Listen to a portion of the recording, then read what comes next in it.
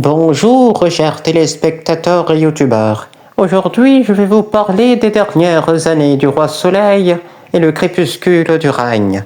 1700 fut une année néfaste pour la France. Charles II d'Espagne meurt et avait désigné comme successeur Philippe, duc d'Anjou, petit-fils de Louis XIV sur le trône d'Espagne. Ce dernier devient roi sous le nom de Philippe V. Mais le Saint-Empire romain germanique, l'Autriche, la Prusse, l'Angleterre, la Savoie, les provinces juives, le Portugal et l'Aragon, qui sont hostiles à l'accession au trône de membres de la famille royale de France au trône d'Espagne, et choisissent l'archiduc Charles d'Autriche sous le nom de Charles III comme héritier à la couronne d'Espagne, s'allièrent contre la France. L'année suivante, en 1701, la guerre éclate et Louis XIV se retrouve seul contre toute l'Europe coalisée. C'est la guerre de succession d'Espagne. Si Louis XIV avait prévu l'avenir de son pays et ce que ça signifierait pour elle, il aurait pu l'éviter, mais il ne pouvait s'opposer à la domination d'un immense territoire, sous domination française, allant de la Flandre au détroit de Gibraltar. De 1704 à 1709, le duc de Marlborough du côté anglais et le prince Eugène de Savoie du côté savoyard et autrichien remportèrent plusieurs victoires contre les Français et les chassèrent de plusieurs villes, dont Blenheim en Bavière, et prirent Barcelone, Bruxelles, Anvers et l'Italie du Nord, ainsi qu'ils furent vainqueurs à Oudenarde et prirent Gand et Bruges. La guerre fut longue et désastreuse pour le roi Soleil, sentant l'éclat du soleil et de son règne s'éteindre et décliner. À la cour, la vie changea considérablement. Désormais, il n'y a plus de réjouissances ni de fêtes, ainsi que les fonds et meubles d'argent qui sont fondus, qui ont été destinés à la construction de Versailles, ainsi que de l'aqueduc de Maintenon détournant la rivière de l'Eure, sont consacrés aux guerres. Les Français, qui désirèrent vivre enfin en paix, connurent en 1709 l'une des années sombres et tristes du règne de Louis XIV, le pire hiver que le pays ait connu. Les récoltes furent désastreuses et les conditions de vie de la paysannerie dans les campagnes terribles, en estimant environ près de 800 000 morts, décimés par le terrible hiver glacial et la famine. La guerre, qui met alors la France en faillite en 1713 au traité d'Utrecht, met considérablement le pays à l'épuisement, la banqueroute et au bord des défaites militaires cuisantes qui l'affaiblirent durablement à la fin du règne de Louis XIV, et laissant alors le pays en dette fiscale, financière et économique. Tel est le prix catastrophique et exorbitant de la politique de Louis XIV, au point de réduire le peuple à la famine et à la misère. La gloire de Louis XIV dans le royaume et à l'étranger atteignit son apogée en 1680, année du mariage du grand dauphin Louis, fils aîné de Louis XIV et de la reine défunte Marie-Thérèse, avec la princesse bavaroise Marie-Anne-Victoire de Bavière. Le grand dauphin et son épouse donnèrent alors naissance à 3 enfants. L'aîné Louis, duc de Bourgogne, né à Versailles en 1682, le deuxième Philippe, duc d'Anjou, devient roi d'Espagne sous le nom de Philippe V en 1701, et enfin le plus jeune Charles, duc de Berry et d'Alençon.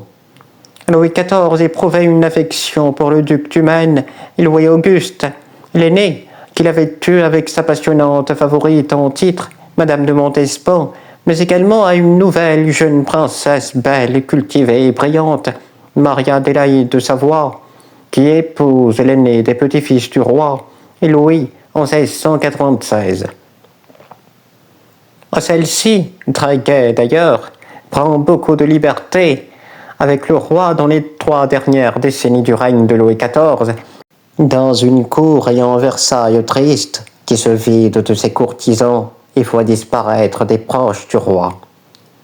En 1696, la France, en pleine guerre de la Ligue d'Augsbourg, saisissait une opportunité de paix. Victor Amédée II, duc de Savoie et roi de Sicile et Sardaigne, abandonna la Grande Alliance et se tourna alors vers la France, avec qui, pour sceller la paix, offrit sa fille Marie-Adélaïde à Louis, le premier petit-fils de Louis XIV. La mère de la jeune et vive princesse est Anne-Marie, fille de monsieur et de la première épouse de ce dernier, Henriette d'Angleterre. Elle fut alors la préférée du roi, et fort content, et elle enchantait même toute la cour, après avoir découvert bien plus tôt la culture française avant d'arriver à Versailles. Mais, son éducation n'étant cependant pas achevée, elle fut envoyée à l'école de Saint-Cyr par le roi, construite par Madame de Maintenon pour éduquer et former de jeunes princesses et nobles. Dans les dernières années de sa vie et de son règne, Louis XIV connut plus de deuil que de plaisir et plus de défaites que de victoires. Il laisse alors un visage majestueux, teinté de mélancolie. L'unique enfant du roi Louis de France, le grand dauphin, meurt de la variole le 14 avril 1711 au château de Meudon, qui lui avait été donné par son père, pourtant lui qui avait une bonne constitution et n'était pas fragile. Dans les dernières années de la fin de son règne, Louis avait rarement le temps de se divertir. Sans conseiller, il travaillait 9 à 10 heures par jour, travaillant alors en premier lieu sur les affaires extérieures et la guerre, en second lieu aux affaires de l'État et de l'intérieur du royaume. À la cour, à Versailles, Louis XIV, s'affaiblissant de jour en jour, laisse sa popularité dans sa figure du roi soleil absolu qu'il aspirait tant à être, à des figures centrales de la jeune nouvelle génération naissante de Versailles, comme Philippe, duc d'Orléans, troisième fils de monsieur, frère du roi, et de Liselotte, et enfin le jeune Armand de Bourbon, prince de Comté. Marie-Adélaïde, l'une des figures majeures de la cour à Versailles dans les années 1700, continuait alors à porter chance au roi et donna Louis duc de Bretagne en 1704, mais elle le perdit en 1705. Puis vient Louis, le deuxième duc de Bretagne, en 1707, et un autre Louis duc d'Anjou, le 15 février 1710. Au cours de l'interminable guerre de succession espagnole, ces naissances furent alors les dernières heureuses du crépuscule du règne. Le début des années 1710 sont une succession de malheurs qui frappa le roi en plein cœur très affaibli par la maladie et la France, ainsi que Versailles en deuil permanent. En 1711 mourut le grand dauphin, puis c'est au tour de la famille du petit dauphin Louis, duc de Bourgogne, sa femme Marie-Adélaïde, qui n'était encore qu'une jeune princesse quand elle apprenait alors son rôle de dauphine, et leur fils Louis, duc de Bretagne, la même année en 1712. La cour fut bouleversée quand mourut la si jeune, vive et intelligente Marie-Adélaïde à 30 ans. Le roi ne songea d'ailleurs plus à se divertir avec la cour, tant il en est abattu, et n'oublia jamais les doubles funérailles du dauphin et de la dauphine. Le duc de Saint-Simon, un grand mémorialiste du grand siècle à Versailles, écrivit même plus tard à propos du décès d'Adélaïde. Son deuil n'a jamais cessé. Il demeure une tristesse secrète, un terrible vide que rien ne peut remplir. Louis fut tellement bouleversé et touché par la mort de ses descendants qu'il rendit les fils qu'il a eus avec la Montespan éligibles à la couronne. Versailles, et Louis XIV n'avait alors plus qu'un seul descendant, le duc d'Anjou, dernier survivant de la lignée des Bourbons. Mais, si ce dernier mourait, la succession reviendrait au bâtard et au neveu du roi, mais encore à Philippe V, roi d'Espagne, second fils de Louis XIV, qui rassemblerait alors les deux couronnes de France et d'Espagne. Mais contre toute attente, la duchesse de Ventadour évitait probablement une guerre à la France en sauvant le petit Louis. À la fin de sa vie, Louis XIV se repentit de ses plaisirs, des femmes de la cour, ainsi que d'avoir tant cherché la puissance et la gloire, aimé les bâtiments et les guerres. Et il ne peut s'empêcher alors de croire au jugement d'un Dieu qui fut clément envers le roi et qui lui accordait alors 2 ans de plus.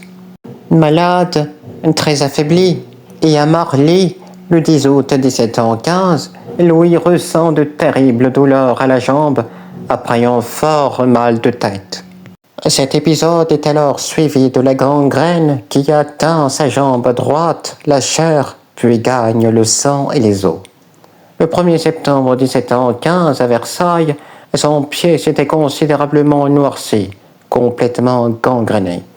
Louis XIV meurt vers 8h15 du matin, à 76 ans, après 72 ans de règne, la plus grande longévité de règne jamais connue en France.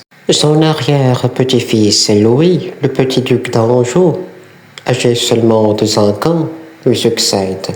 Il devient roi de France sous le nom de Louis XV, la régence étant présidée par son grand-oncle et cousin, Philippe d'Orléans, dit le régent, qui ce dernier cassera le testament de Louis XIV, par lequel il assumera pleinement la régence.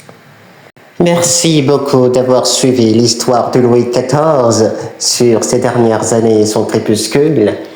N'hésitez pas à liker, commenter, partager et à vous abonner. Et on se retrouve pour une nouvelle série de rois de France ou d'empereurs français.